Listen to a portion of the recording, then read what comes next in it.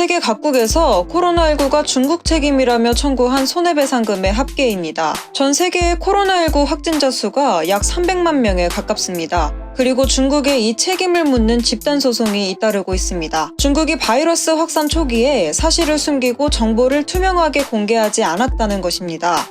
미국의 코로나19 확진자 수는 100만 명을 넘어섰고 전 세계 확진자의 3분의 1에 달하는 숫자입니다. 미국 플로리다주에서는 중국 정부를 상대로 코로나19의 책임을 묻는 약 6조 달러, 우리 돈 7,300조 원 상당의 손해배상 소송이 제기되었습니다. 미국의 법률 회사인 범한로 그룹은 중국 국가위생건강위원회와 후베이성, 우한시 등을 상대로 미국과 영국을 포함한 40여 개국에서 1만여 명이 참가하여 지난달 13일 마이애미 연방법원에 소송장을 냈습니다.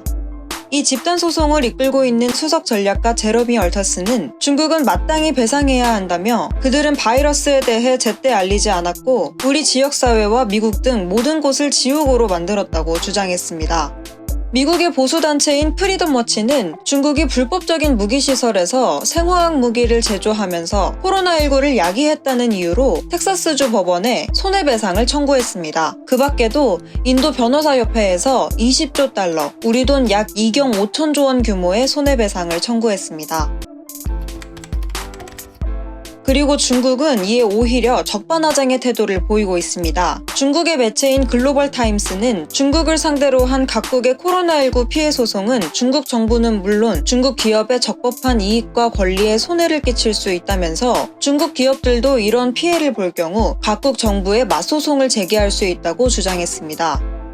그리고 해외에 진출한 중국 기업은 불필요한 소송과 반중 정책으로 인해 손해를 입을 수 있다고 지적했습니다. 국제법의 원칙인 주권 면제를 절대시하는 관점에서 보면 중국 정부의 통치 행위는 소송 대상이 될 수 없다는 것인데요. 이로 인해 다른 국가들의 승소가 불투명하다는 전문가들의 예측도 있습니다. 중국의 외교부 대변인은 이렇게 말했습니다.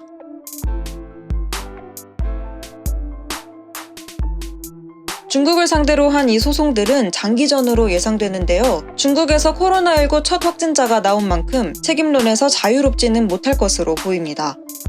오늘의 소식 여기까지입니다. 시청해주셔서 감사합니다. See you!